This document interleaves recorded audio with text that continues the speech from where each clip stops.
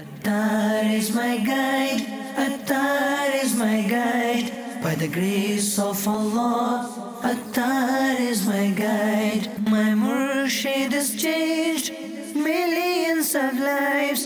The prophetic sunnah, he is revived. The leader of the Sunnis, he is our pride. By the grace of Allah, Attar is my guide. Alhamdulillahi Rabbil Alameen, wassalatu wassalamu ala Sayyidil Mursaleen.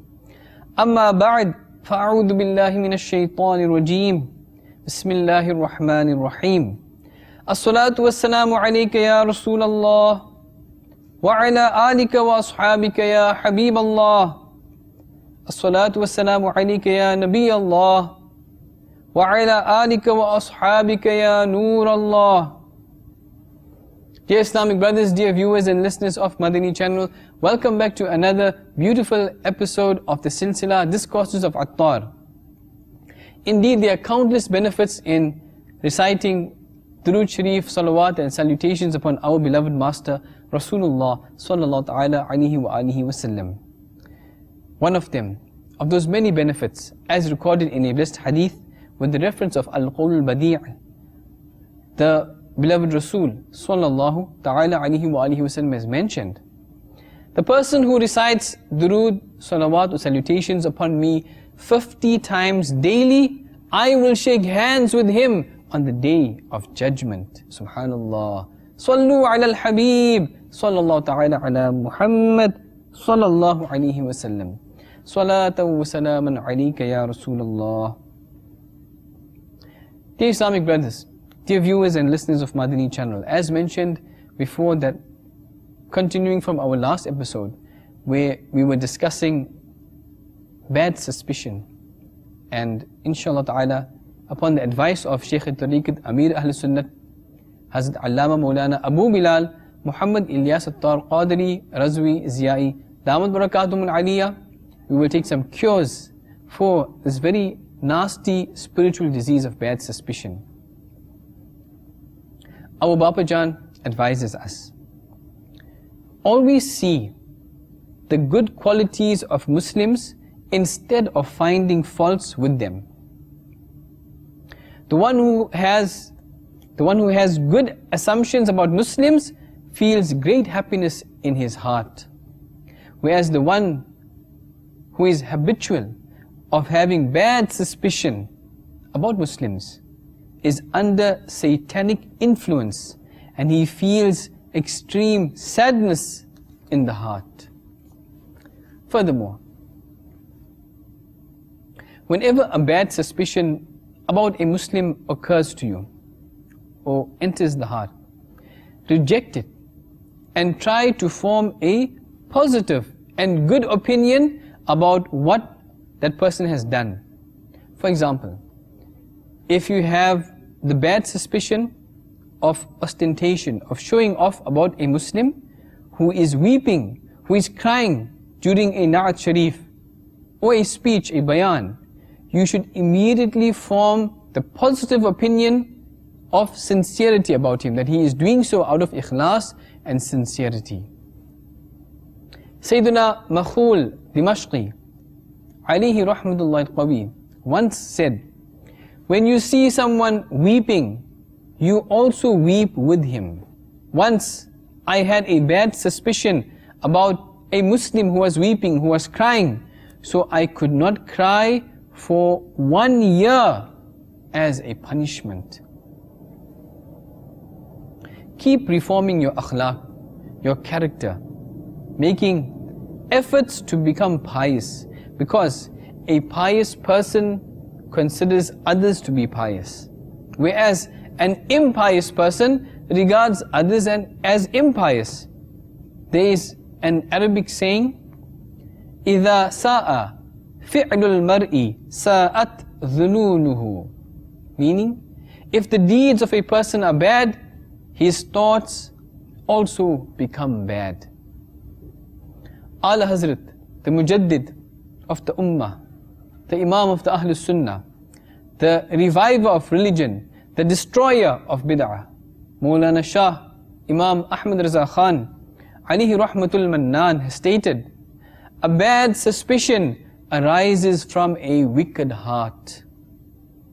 Sallu ala al-Habib, sallallahu ta'ala ala Muhammad, sallallahu ta'ala alayhi wa alihi wa sallam. Refrain from the suhbah and the company of bad people and adopt the company of the pious ones, of the righteous ones. Besides reaping many other blessings and benefits, you will be able to avoid bad suspicion. You will be able to avoid bad suspicion. Sayyidina Bishr bin Harith, rahmatullahi ta'ala alayhi, has stated, Suhbatul ashrari turithu su'al dhanni bil akhyar. To keep the company of bad people causes bad suspicion about the righteous. Whenever a bad suspicion about a Muslim enters the heart, have khawf and fear from the horrific consequences of bad suspicion and divine retribution. Almighty Allah Azza wa Jal has stated in the glorious Quran, Surah Bani Israel, verse 36. Bismillahir Rahmanir Rahim. وَلَا تَقْفُ مَا لَيْسَ لَكَ بِهِ عِلْمٌ إِنَّ السَّمْعَ وَالْبَصَرَ وَالْفُؤَادَ كُلُّ أُولَئِكَ كَانَ عَنْهُ مَسْئُولًا. Translation from Kanzul Iman. And go not after that thing of which you know not. No doubt, the ear and the eye and the heart are all to be questioned of. Papa Jan advises further. My dear Madani son, if a bad suspicion about a person occurs to you, enters your heart, then feel fear in your heart, contemplating on the fact that you cannot bear even the slightest adhab and punishment of Jahannam, of hell, let alone the severe punishments. Alas, how horrific even the slightest punishment is of Jahannam.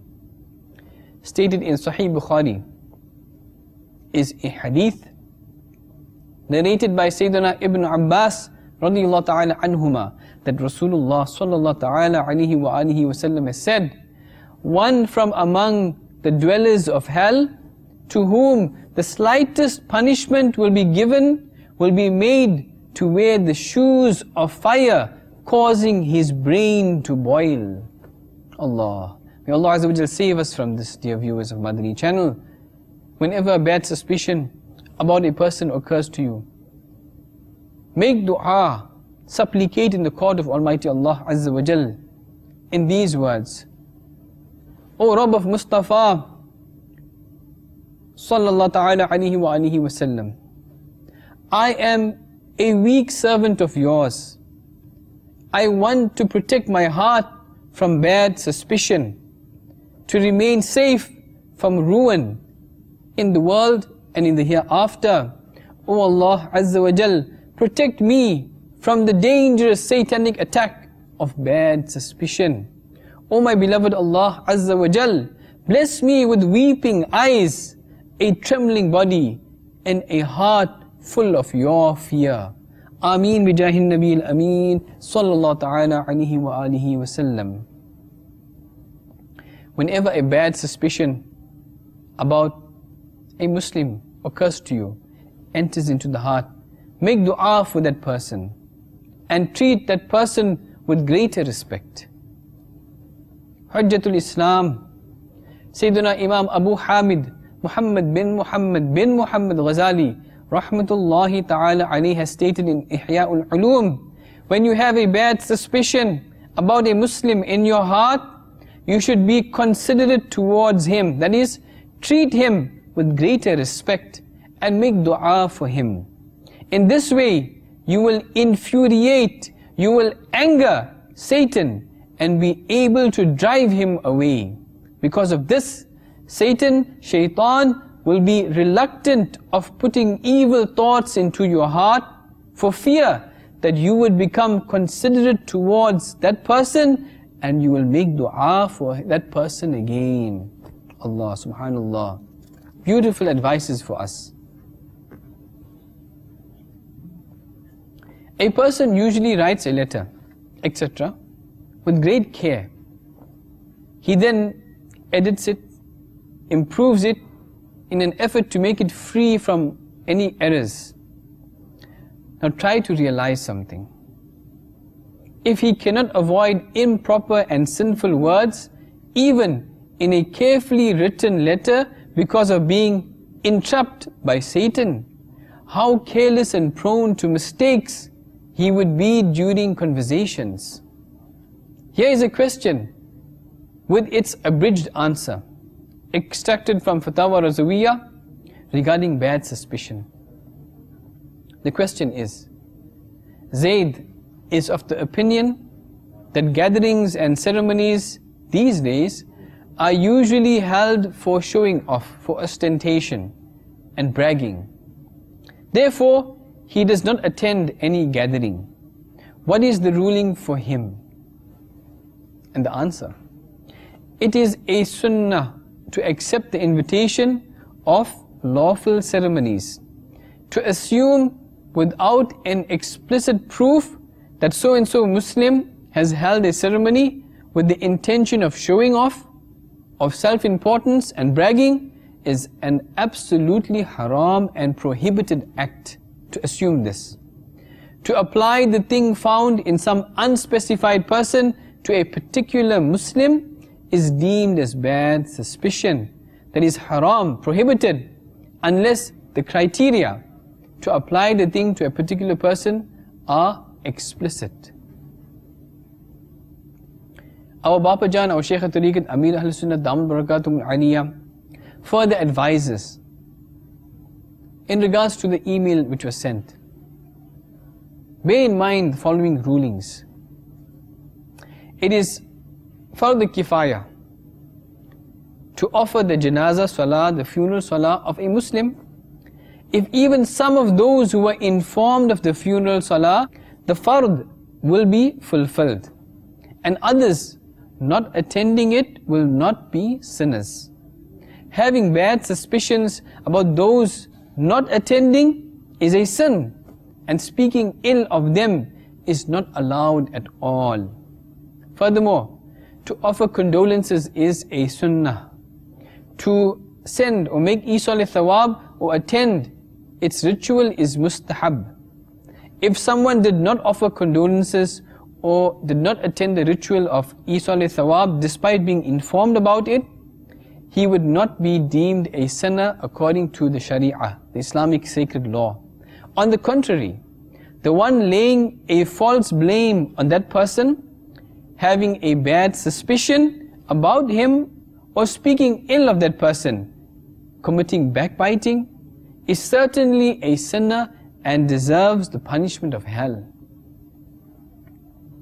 If not to attend the ritual were a sin, even then it would be necessary to cover up the sin of a Muslim, when in fact this is not a sin. How can it be allowed to taunt or to speak ill of him? The beloved Rasul sallallahu ta'ala alayhi wa alihi wa sallam has stated, the respect, wealth and life of a Muslim are haram for the other Muslim. A considerate and well-mannered Islamic brother should comfort his acquaintances if any trouble befalls them. There are two obvious disadvantages of not comforting a depressed person. One is, that person remains deprived of thawab and reward, and the depressed Islamic brother may have negative thoughts and will distance himself from the Madani environment of Dawat Islami. May Allah Azza wa Jal, for the sake of Rasulullah sallallahu ta'ala alayhi wa alihi wa sallam, grant us the ability of true understanding of His beautiful deen, and grant us the enthusiasm to practice upon the sunnah of Rasulullah sallallahu alayhi wa sallam. Make us obedient to Him Azza wa Jal and the beloved Rasul sallallahu ta'ala alayhi wa sallam. Grant us ikhlas, sincerity, istiqamat and steadfastness in the Madani Mahawal and environment of Dawat Islami, and save us from all the spiritual diseases and other diseases as well. Ameen bijahin Nabi al-Ameen sallallahu ta'ala alayhi wa alihi wa sallam. Sallu ala al-Habib sallallahu ta'ala ala Muhammad sallallahu alayhi wa sallam. Attar is my guide, Attar is my guide.